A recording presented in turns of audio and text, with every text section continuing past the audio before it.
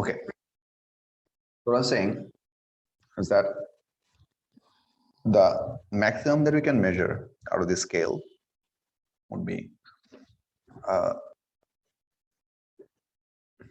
without the help of these additional masses, the maximum that you can measure out of this scale would be 600. So 500 plus 600 plus 10. So that is 610 grams. That is the maximum that you can measure. But if you have a look over here, you should see. Can you read this part where I'm drawing the line? I could zoom in actually. Have a look. What does this thing read? Max 2610 grams. Beautiful. And then D equals to?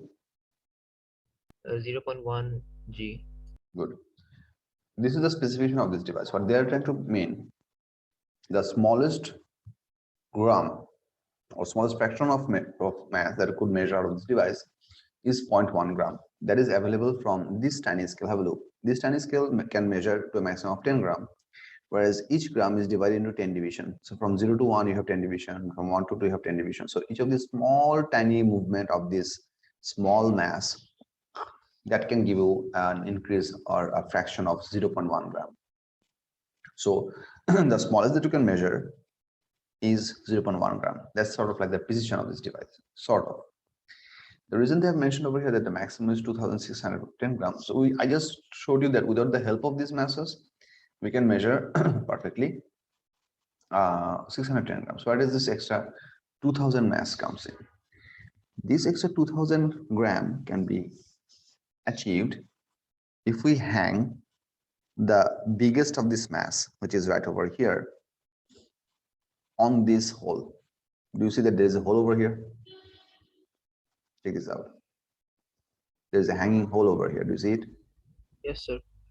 So, and these are the hanging masses. So these masses have their individually small values in such a way that they are graded in such a way so that any in-between values can be also measured. So here, this is 610 grams. So what I believe that this is 500 gram, this is 1500 gram, and this is 2000 gram. That's my best guess. Or no, we have 500. So this should be 1000 gram. Exactly. This should be 1500 gram, and this should be 2000 gram. If you wonder how do I know these things without reading this number, here's the deal. Without the help of any of these things, this can measure from 0 to 610. Without help of any of this, only using the scale that is attached over here, we can measure from 0 to 600 gram. If you attach the smallest mass over here,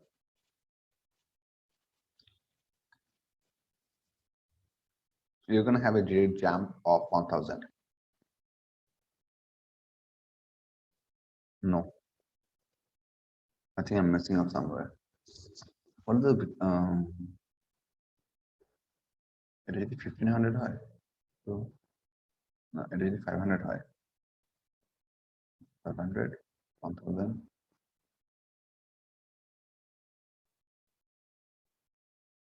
300. What was the 2000? 2000. 100. 1000.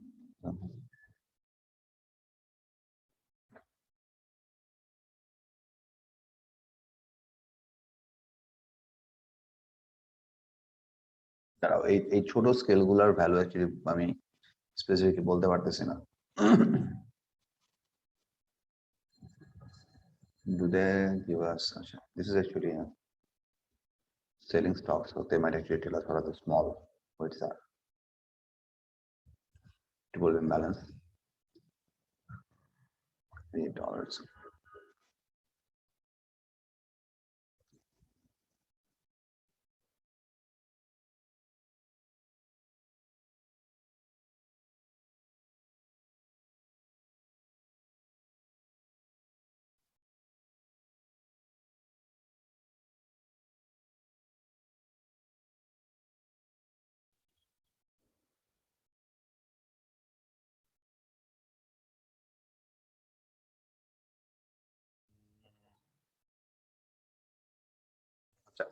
Additional weights are shown in the picture but are not included with the scale, which means usually these scales can be bought without the additional weights. Additional weight গুলোকে typically এখানে attach করা যায় and they can have different ranges. So 2610 gram যেটা দেওয়া আছে somehow there is a gradation of these masses which I can recall now very clearly. We can attach these masses right over here to increase the overall range of this whole thing. For example, if you are trying to measure an object, let's say, which has a mass of 759 gram, which is not going to be accommodated exclusively with this scale. So if you just attach one of these masses over here, you're going to have a jump of your range. Jump of your range in this case meant, for example, let's say, if this mass, this small mass over here is, let's say, I'm not sure, but let's say if this small mass over here is 500 gram, and if we just place it right over here, that would mean that automatically the total range of this device is going to be now 500 gram to 500 plus 600 gram, 610 gram. So 610 gram will be available from the scale measurement, and just by introducing this additional weight, you are jumping a value of 500 gram. So that now you can measure masses from 500 gram to 1110 gram.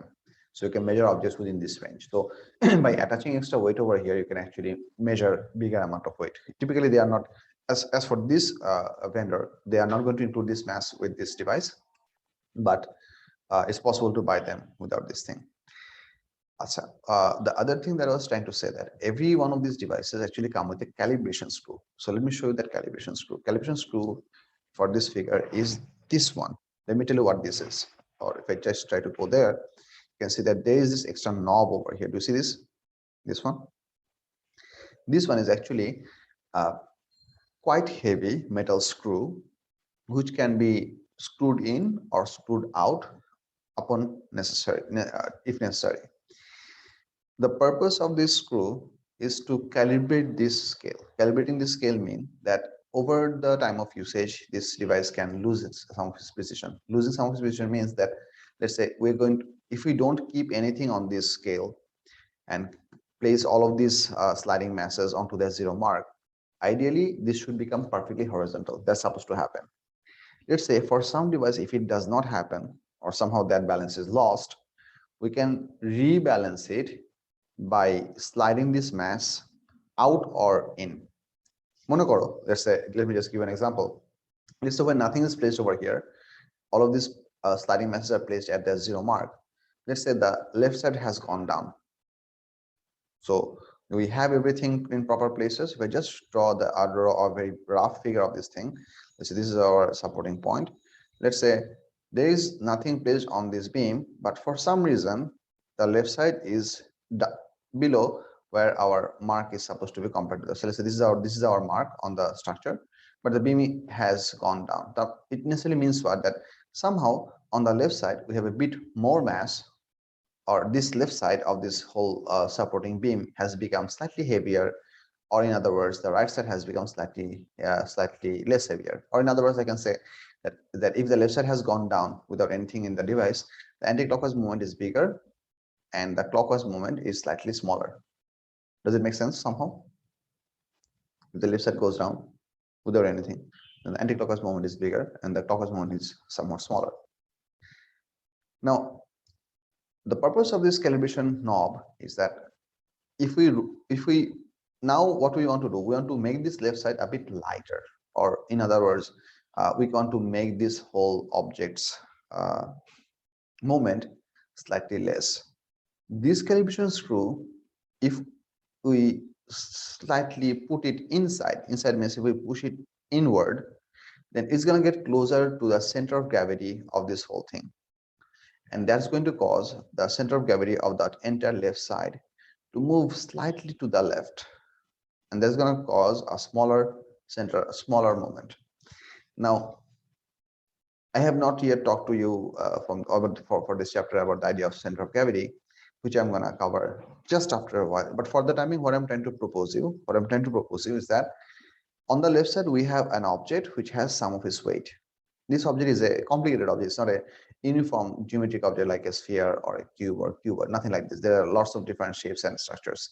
Together, they are having a mass. So altogether, this whole left side thing, they have a center of mass of their own. Let's say that center of mass is currently right over here. And whenever the weight works downwards, you have this much perpendicular distance.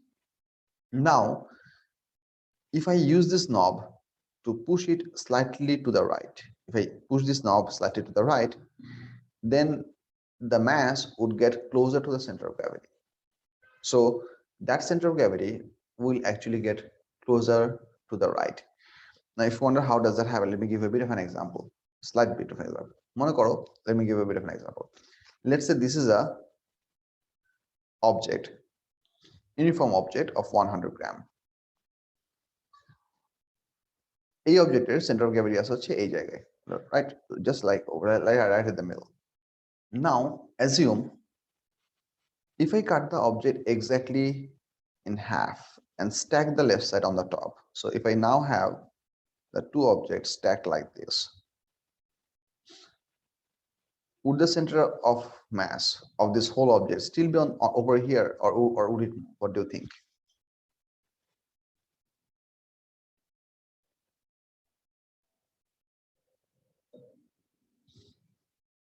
So do you guys have any idea what the center of mass is?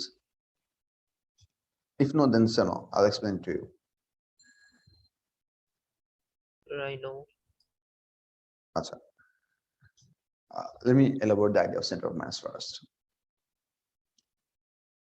The center of mass of any object is the hypothetical, or hypothetical it means that it's an imagined, is the hypothetical point or location where the entire mass of the object can be considered to be concentrated. Let me go part by part. The center of gravity of an object, the center of mass of an object, is the hypothetical position at which all the mass of the object can be considered to be concentrated. Etar basic idea হচ্ছে যে if I just use a bit of a example,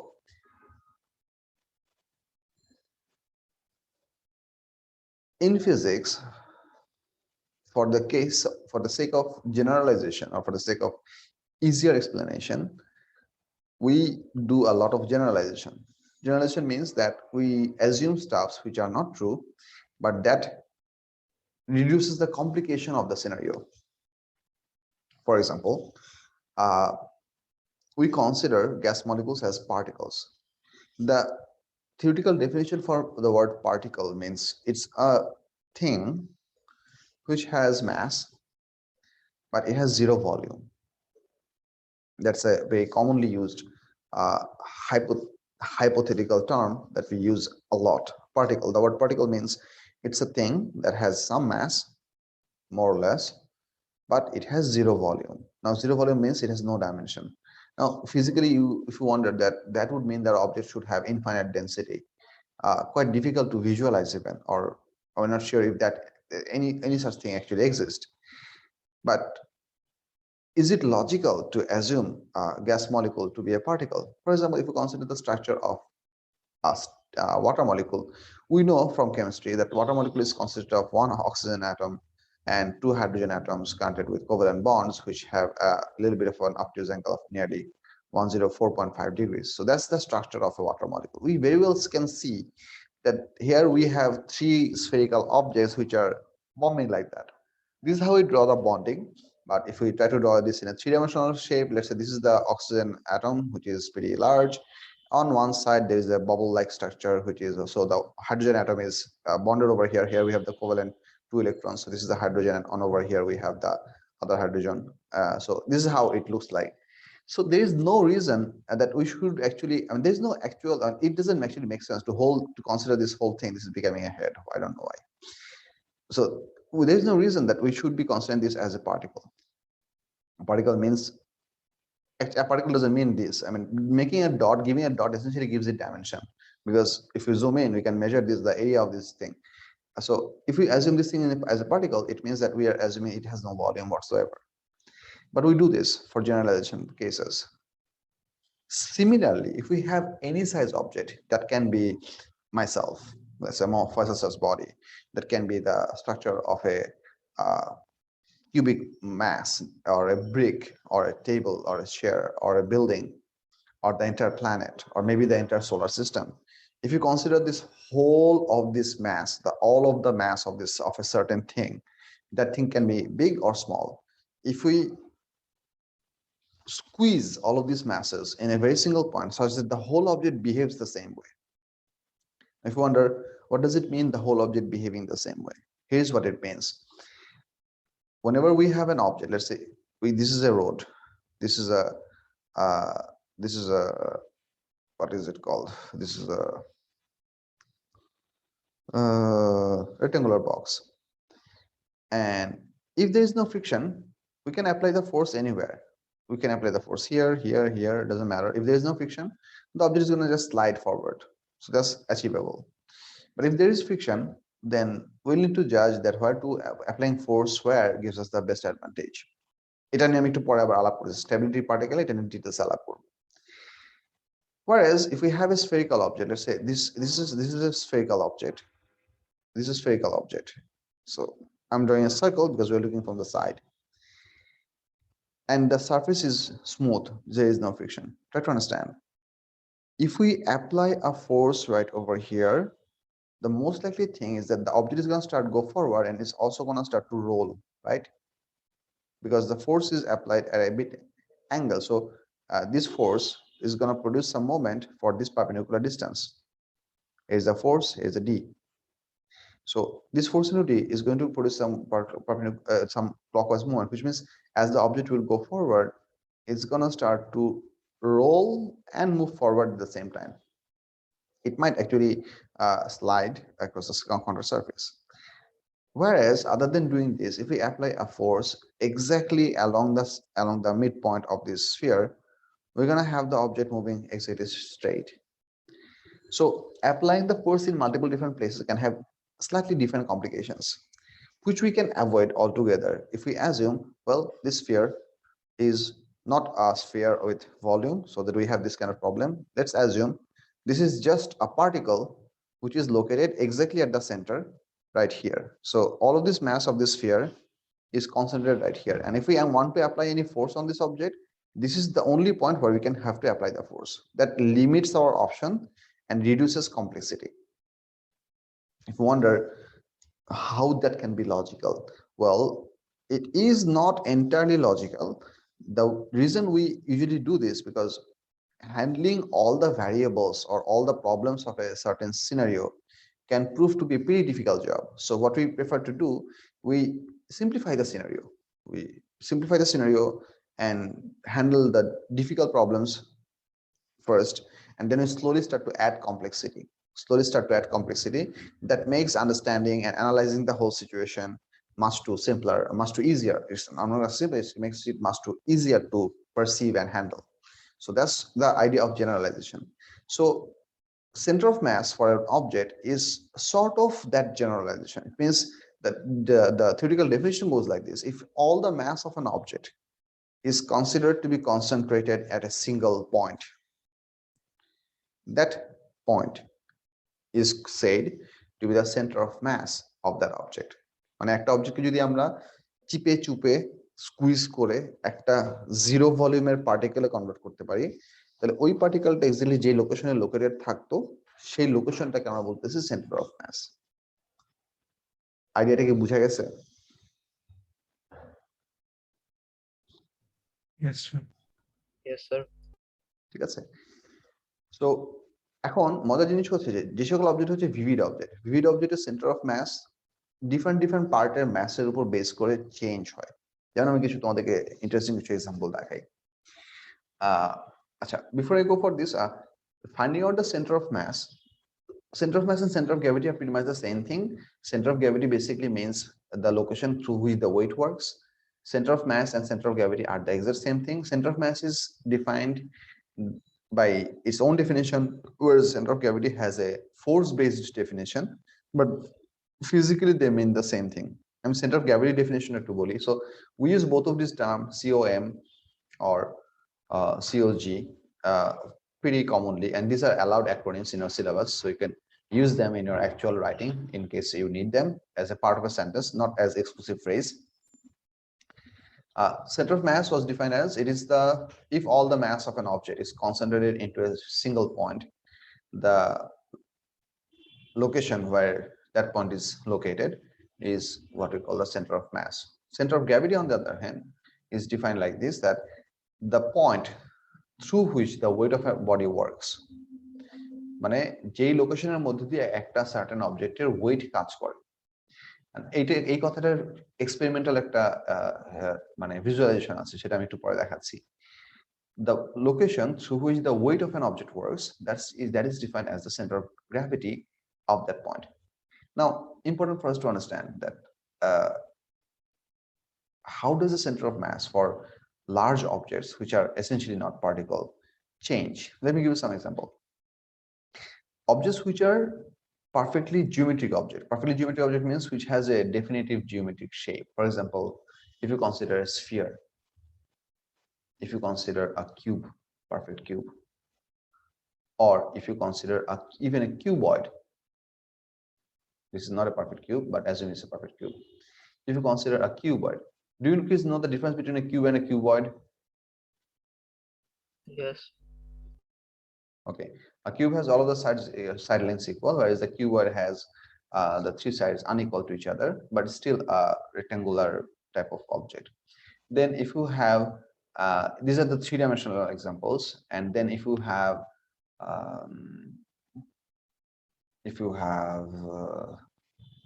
other three-dimensional steps, for example, let's say if you have a cone, a cone looks like this, so a cone which has a tip and it has a flat base. So a cone has a definite geometrically defined definite center of gravity. এগুলো কেন by করতে সেটা তোমাদের পরে বলতেছি। Then the pyramid. A pyramid is basically, I mean, if the surface of this thing is curved, that's perfectly curved, that's what we call a cone, and a pyramid can be said to be something that has flat edges on its sides. Pyramid is the simple pyramid can be with three sides. For example, this is a three-side based pyramid, so you can have a pyramid that looks like this. Do you understand this shape somehow?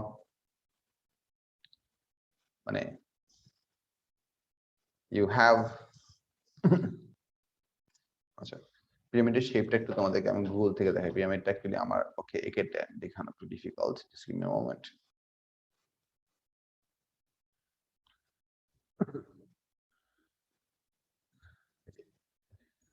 এগুলো তো সব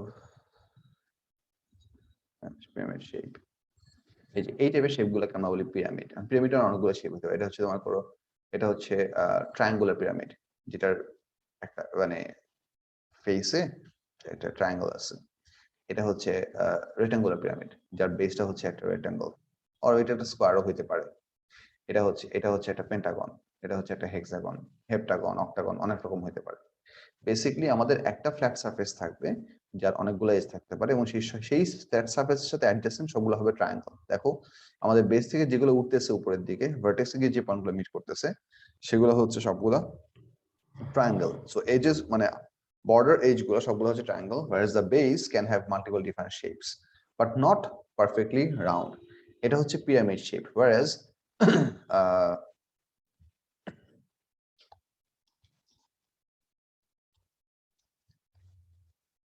এই যে pyramid হচ্ছে দেখতে এরকম, কোন হচ্ছে এরকম, কোণের আউটার এজটা হচ্ছে পুরোপুরি স্মুথ এন্ড রাউন্ড। ডিফারেন্সটা বুঝছো বলবান? Yes. Yes, sir. ঠিক আছে। সো এদের সেন্টার অফ গ্র্যাভিটি গুলো ডিফাইন। এন্ড তারপর যদি আমরা টু ডাইমেনশনাল শেপ জাজ করি, এগুলো তো থ্রি ডাইমেনশনাল এক্সাম্পল বললাম। For the case of two-dimensional shapes, every geometric shape that has a fixed structure, for example, square, rectangle, parallelogram, a rhombus, or a triangle of any shape, doesn't matter. All of these things can have obviously a circle. They all have their definite predefined center of gravity. This can be very well found out. The rule of thumb is that if you have I mean এখানে solid object মধ্যে cylinder রাখতে ভুলে গেছি cylinder or hollow pipes, they also have their center of gravity fixed. The idea is that if you have an if you try to find out the center of gravity of an object, you have to here's the basic idea. Let's say you have a object, মনে করো হচ্ছে একটা sphere is a very simple example. আমি sphere নিয়ে কথা বলি, মনে করো এটা একটা sphere কে এখন টু ডাইমেনশনাল প্লেনে আকার একটা লজিক্যাল বুদ্ধি হচ্ছে একটা সার্কেল এঁকে আবার এদিকে আবার আরেকটা সার্কেল দেখানো. So now this sort of looks like a sphere. Does it look like a sphere to you? Yes. To some extent. Okay. So the idea of center of mass, I mean, one of the practical output of the center of mass is that if we cut an object in a flat surface, not in a curved plane, flat plane, if you cut an object through its center of mass, the two pieces that we're gonna get will have equal masses. মানে হচ্ছে এটা মনে করো একটা sphere, এই স্ফিয়ারকে যদি আমি চাই, মনে করো আমি স্ফিয়ারটাকে এক্স্যাক্টলি এই ভার্টিক্যাল লাইন বরাবর কাট করলাম, তাহলে আমার দুইটা হেমিস্ফিয়ার প্রডিউস হবে. The idea of center of mass tells us that because this is the center of mass, আমি যদি এই এলিমেন্টে কাটি আমার এই দুটো পিসের ম্যাস সেম হবে. আমি যদি এক্স্যাক্টলি এই এলিমেন্টে না কাটি, যদি আমি এরকম একটা এলিমেন্টে কাটি which still goes to the center of mass, তখন এই দুটো পিসেরও ম্যাস এক্স্যাক্টলি কি হবে, সেম হইতে হবে. So if you cut an object through its center of mass, you're always going to end up with two pieces which has equal masses. তার মানে হচ্ছে an object will be perfectly balanced on the two sides of its center of mass, no matter how you align it. তুমি একটা অবজেক্টকে যেভাবে align করো না কেন, centre of ম্যাসের দুই পাশে সে সবসময় ব্যালেন্স কন্ডিশনে থাকবে. যেমন আরেকটা কমপ্লিকেটেড এক্সাম্পল দেখাই, মনে করো হচ্ছে একটা cylindrical shape. Let me just show you. Let's say this is a cylindrical shape. Okay, let's say this is a solid cylinder. At a solid cylinder, center of mass থাকে হচ্ছে দুইটা opposite ফেসের circular যে shape দুইটা থাকে, circular shape দুইটার mid point গুলোকে যদি আমরা জয়েন করি, which that gives us the axis of the cylinder. So this is what we call the axis of the cylinder, and the midpoint of this axis of the cylinder pretty much works as our COG for an uniform cylinder, a solid cylinder. এটা মানে হচ্ছে আমরা এই line বরাবর আমরা এই সিলিন্ডারকে যে কোনো অ্যালাইনমেন্টে কাট অফ করি না কেন, you don't have to physically cut it off. Even if you try to imagine the process, the two pieces will have equal mass. You can choose to cut it off just vertically like this, sorry,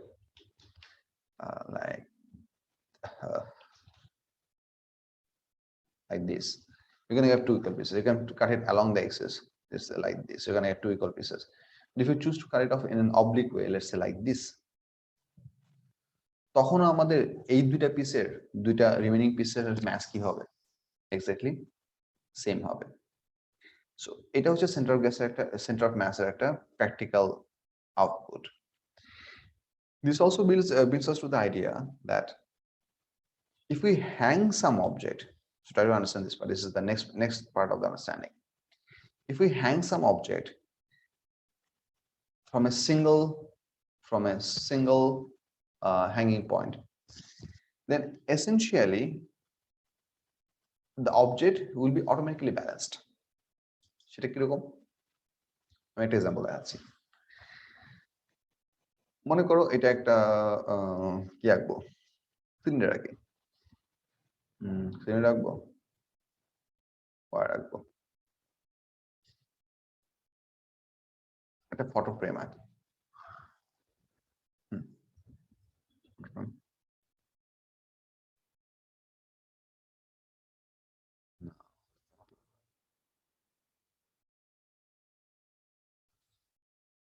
normal একটা triangle আঁকি. আচ্ছা হ্যাঁ, আমাদের triangle এমনিতে একটু পর লাগবে. Let's say this is a triangle. This is a triangular object, or this could be random as well, doesn't matter. আচ্ছা, random এক্সাম্পলটাই দেখাই. মনে করো এটা একটা random object. Random object in this case, not a three-dimensional. This is a random lamina. Now let me introduce you to the idea of lamina. Lamina কথাটা মানে হচ্ছে 3D object which has uniform thickness. The borderline can be undefined, but the thickness of the material is same. For example, if you consider a regular piece of paper, all the paper that we have made from industrial processes, they have uniform thickness. So if you take a piece of paper, the paper has a very small thickness, any paper piece has a small thickness, but that thickness is not 0. So it's actually a three-dimensional thing. It has length, width, and height. And if you cut off the paper in a random shape, or if you cut it off in a regular shape, doesn't matter, that paper can be said to be a lamina, which is a three-dimensional object with equal thickness, uniform thickness. So this is what we call a non-uniform lamin. So আমি এখানে এই laminar thickness পার্টটুকু দেখাই নাই, শুধুমাত্র ফেসটুকু দেখাইছি। You have to understand যে এই অবজেক্টের পিছনে কিছু হলো থিকনেস আছে। আর ইউনিফর্ম ল্যামিনা কি? ইউনিফর্ম ল্যামিনা হচ্ছে if we have a uniform thickness piece of object or piece of paper, maybe for example, that has a definite geometric shape, for example a triangle, a circle, a trapezium, a parallelogram, square, rectangle, parallelogram, whatever. If we have those definitive shapes, we're going to call them uniform lamina. This is what we call a non-uniform lamina. এখন মনে করো, let's say we want to determine or find out the center of mass of this non-uniform lamina. How do we find that? The simplest way to find the center of lamina, a center of mass of this non-uniform lamina, is by hanging it. Now, why should hanging it work? Let me just elaborate that thing. So I'm gonna use this thing for my upcoming parts, and I cannot rotate this thing over here. So what I'm gonna do, I'm gonna copy it and paste it in Paint 3D.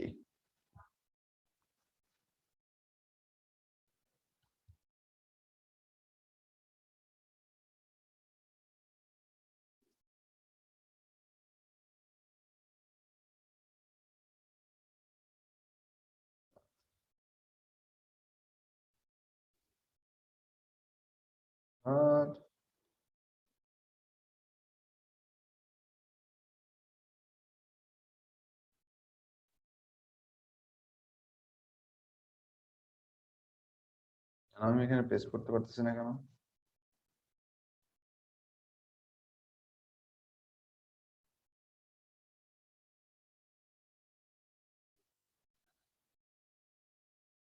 আচ্ছা, আগের সাইজের অবজেক্টের আচ্ছা ছোট ছিল, ওই জন্য paste করতে পারছিলাম না। আচ্ছা ঠিক আছে, সমস্যা নেই। We need a bigger page. How do I increase the page size?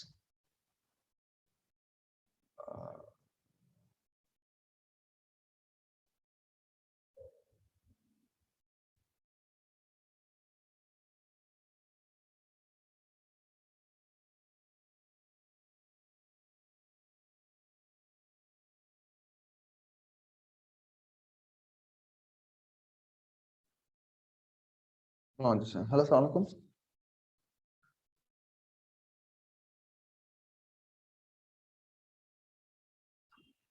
আচ্ছা, আমি যেটা করতে যাচ্ছি সেটা হচ্ছে আমি এই ফিগারটাকে বড় করতে যাচ্ছি। এটা বড় করার বুদ্ধি কি? Control Z, delete. কিছুই তো করা যাচ্ছে না।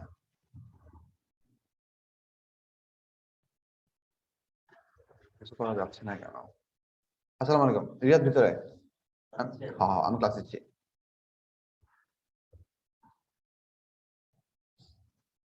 আচ্ছা ঠিক আছে, এটা যেরকম আছে এরকমই থাকুক, সমস্যা নাই।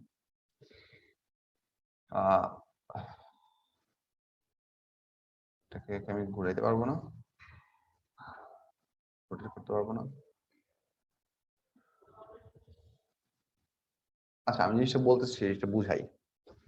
Let's say if we want to find out the center of mass of this non-uniform lamina, the easiest way to do this is by hanging it from some arbitrary points. Let's say we make a very tiny hole right over here, and then we're going to hang it from this point. A very tiny hole. Now, how much is tiny? I mean, if you pinch it with a piece of pin, that makes a hole. Is it a tiny hole?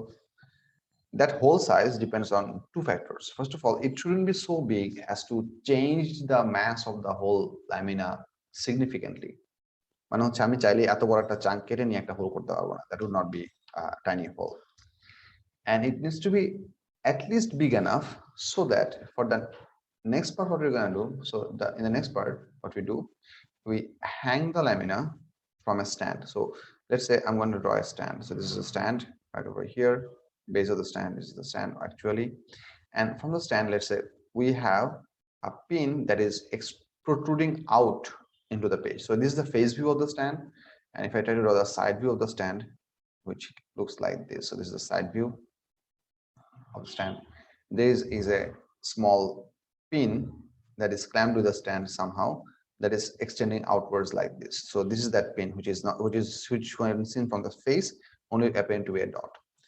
We're going to place the lamina through the hole right here. So I'm going to showing this with a ash color. So this is the lamina that it's just going to be it will be allowed to hang freely. So let's say the lamina would be placed right over here and it should hang freely. Now the word freely is important. Freely means this hole that we made over here should not be so big as to change the mass of the lamina significantly, but it should be big enough so that it does not get stuck with the pin, or there is no friction. There is minimum friction between the pin and the lamina. মানে হচ্ছে মনে করো আমাদের whole size যদি এইটুক হয়, পিনও যদি exactly এইটুক হয়, তাহলে আমাদের এই এজটাতে অনেক হাই একটা ফ্রিকশন কাজ করবে না? If the two surfaces are perfectly stuck with each other, হবে কিনা? Okay. ঠিক আছে? But if the hole is slightly bigger and the pin is slightly smaller, then you can actually have the whole thing move around freely. It doesn't have to be that much big, but the hole should be slightly bigger than the hanging pin so that the lamina can move freely. Freely move করা মানে হচ্ছে আমরা এটাকে ঝুলালে, এখন যদি আমরা এই পাশ থেকে তাকে একটু টোকা দেই, সে কিছুক্ষণ অসিলেট করে টোরে আবার একটা ফিক্স পজিশনে এসে সেটেল হতে পারবে। সেটাকে that's what I mean by saying freely. So whenever we hang the lamina freely, then we understand that this is a orientation where the total moment of the lamina is zero. তার মানে হচ্ছে the weight of this lamina, let's say, that should work vertically through the hanging point. So somewhere along this line the weight should be working. কোথায় কাজ করতেছে আমরা জানি না, but the weight of the object should work vertically down. If you wonder why is that, the answer is that